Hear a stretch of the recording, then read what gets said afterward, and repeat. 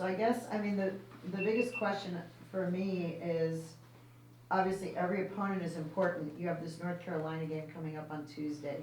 How do you keep this from being a quote-unquote, a trap game? You're going up against a team that doesn't have the record or the excitement of the North Carolina game. How do you get the team motivated? We're not, it's just simple communication. We're not in any position to be worried about a trap game. Every game for us is important. Every game in the season is important. And so, I haven't even thought about North Carolina yet, to be honest with you. I haven't watched them.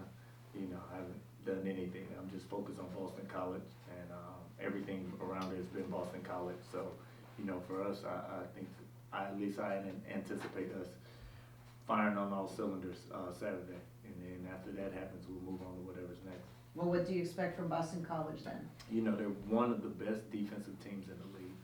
When you just watch them, and you can kind of see, Earl worked for Brad Reneau for a long time, and you can kind of see the carryover from some of the stuff that Clemson does to some of the stuff that they've done. He's been a really good head coach for a long time. They've been in every game. They're right there until it's like, I guess the Duke game would be the one game you said they weren't in, but every other one is right there. And that's just the league this year. Everybody made a big jump. Everybody's a lot better. Of course, records are different, but if you really get down into the nitty gritty, it's 1 or 2 possessions go either way, and they could easily be, 500, or maybe one game over 500. So it'll be a good game.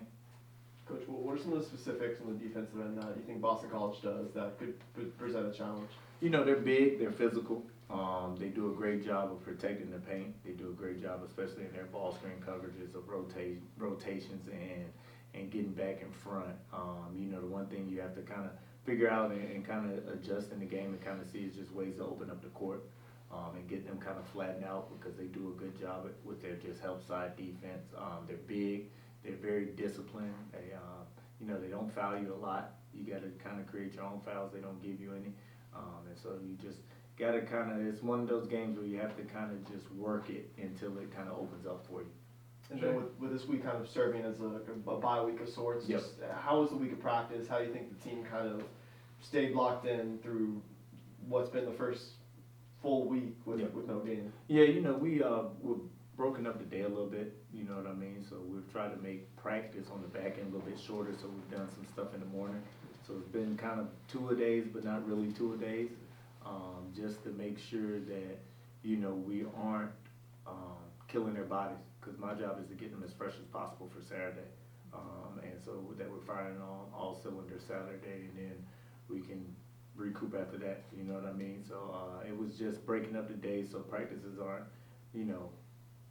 2 hours or 1:45 where we doing, 35 minutes, 40 minutes in the morning, and then doing an hour 15 in the afternoon. So just splitting it up that way. How is True Washington, is everything good? He's back? No, he's not back yet. He's still dealing with some personal stuff, and we're just here to support him. And whenever he's ready to come back and rejoin the team, and whenever he is, able to do that, then we're here. Is there any kind of, even an estimated timetable or anything? No. It's such a big part of the team. Yeah, no estimated timetable. Just kind of taking it day by day, and seeing how that kind of comes about and going from there. Jay, I'm curious your thoughts on kind of with where your team's at. You're right at that ACC midpoint, Yeah. the week, just your overall record, with kind of with where you're at in the ACC standings, coming down the stretch. Yep. NCAA tournament stuff, just kind of where you guys put position. I feel we're right where we need to be. And you of course you have 2 1-possession losses that could go either way, and you look at it differently. But we've grown from those losses. I feel the team has done a good job throughout the season, just getting better and dealing with adversity. We've won on the road, we've won at home. We've done a lot of different things. So if you told me, what was it, 10 months, 8 months, I don't know what it's been so hard. If you told me 10 months ago that we'll be in a situation where we are, like right now, I think we're in top 4, top 5, somewhere in there. This is where you want to be. You're competing. Duke has kind of separated themselves from everybody just at this point, but you're still right there, never knowing what happened, where you could compete for a championship and you have yourself in position to compete to play in March. and that's all you can ask at this point of the season. You touched on specifically your road record, Form One, just straight road games. What has been the key that you guys have been able to do to, it's tough to win on the road, especially in conference, just in general. What do you think has gone well for you guys? I think a big part of it was, one, it started with the Florida game, because that was a road game. No matter if it was in Jacksonville, that was a road game. And then just getting over the hump in Oxford with Ole Miss, it just gives you that confidence. And when you have a new team who's come together for the first time, you have to go through some of those experiences to help you in those moments. And so being able to do that, then coming back at Wake Forest, being able to win there, going to Syracuse and playing in front of 25,000 or whatever it was. So those moments have just given us confidence that we know we've been there before, we've done it before, so it doesn't feel like anything new or overwhelming. You mentioned Today's your 11-month anniversary. Okay. Oh, There wow. you go. you mentioned on the ACC call about defense. You felt like defense was holding back, things like that. What is it specifically? I know you've talked to us about not allowing paint touches. Yep. Is that something? Is there other Yeah. the ball? What? It's that, and that's leading to the fouls. So, I think a big separator in the Cal game was we did our job of getting fouled and shooting 32 free throws and making 23 to 24. Now, in doing that, you can't also give up 32 free throws, because then it eliminates something that we take pride in and ways that we separate ourselves on our offensive end. If we're not going to make 10, 11 threes, then we have to offset it by not fouling them, and they are only making or taking 12 free throws or 11 free throws to our 23. That's how we close the gap. So if we're going to foul like that, and also I think they made like 10 or 11 in the game, it makes the game too close. You know what I mean? It gives them momentum. It gives them stuff down the stretch that kind of keeps the game on a teeter-totter, can go either way.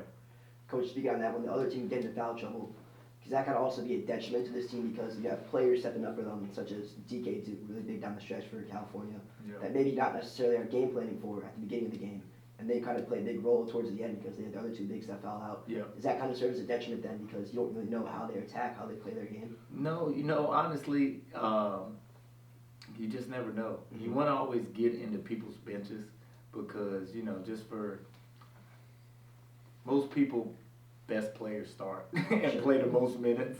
So when you get into the bench, you're having guys in moments and environments and situations they're not accustomed to.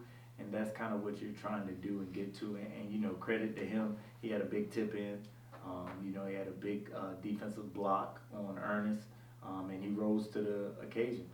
And you want to, go through their first two bigs, you get them out the game. But we shouldn't have even been in that situation if we did our job. And then speaking of the rotations for Miami coming up, you got this great reset period, but now coming up, it's a lot of games stacked on top of one another. Yep.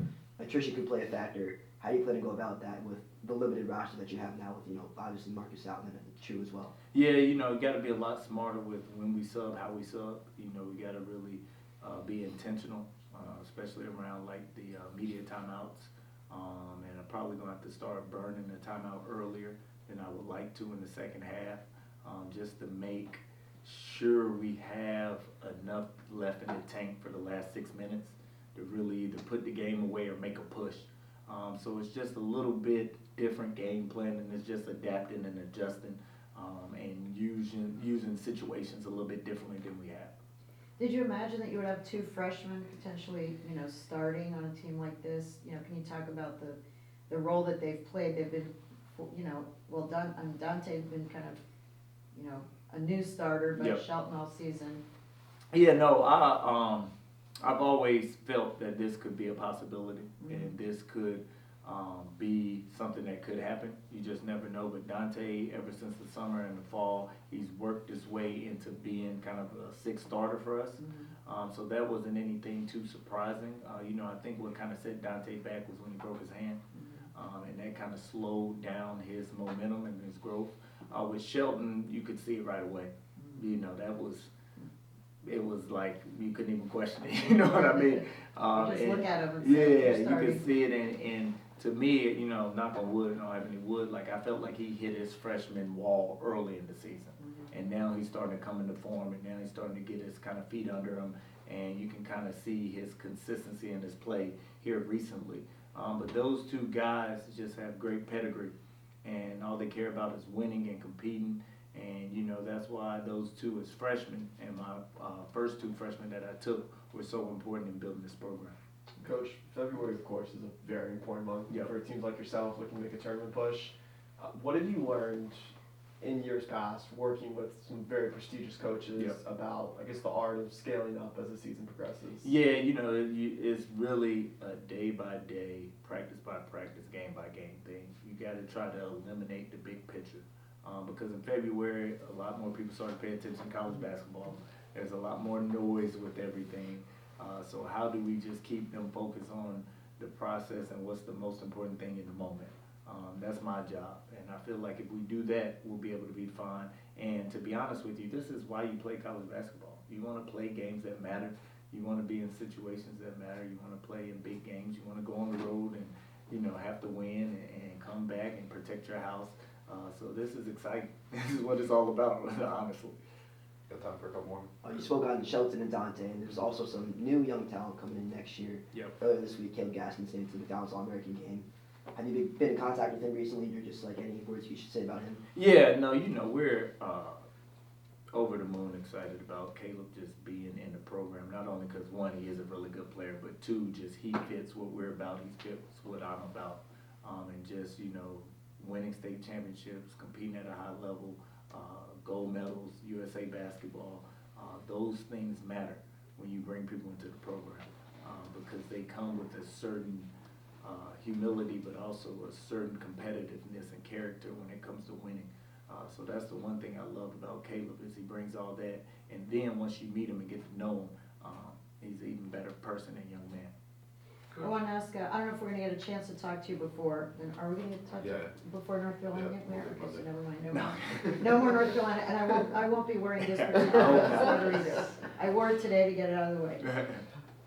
That wraps up. Yeah, just with Malik, what he's given you all season long. I know before the year started, high hopes for him, but just what he's given you guys, your team, can you put into words? I mean, not really. He's been great, and I'm glad he's getting at least a little bit of recognition by making the Karl Malone? Karl Malone The award. Karl Malone list. I mean, it just shows you one, just his growth he's made this year, and it also just goes to show that you can go somewhere else and kind of reinvent yourself, and you can become someone else. And he's been able to do that, but you also have to be willing to change.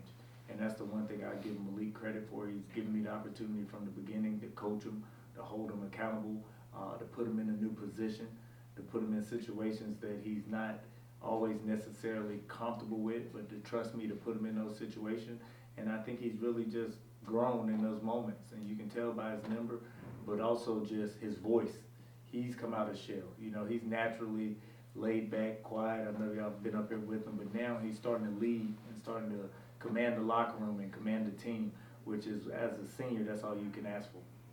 If I could follow with that, senior Trey, Ernest, you talked about those three in Yep. particular. Are you sensing more, and maybe it goes to what are you saying about February? Just Yep. those three guys in particular with their experience, are you kind of lean on them now? Exactly. Yeah, these moments, and also on the road, they've been huge in just settling everybody down. But that's why you always want that experience. But also the experience come with, kind of always say, the pedigree. Like Trey's been Big Ten champion, Big Ten Conference championship in the tournament. Ernest played at Kansas.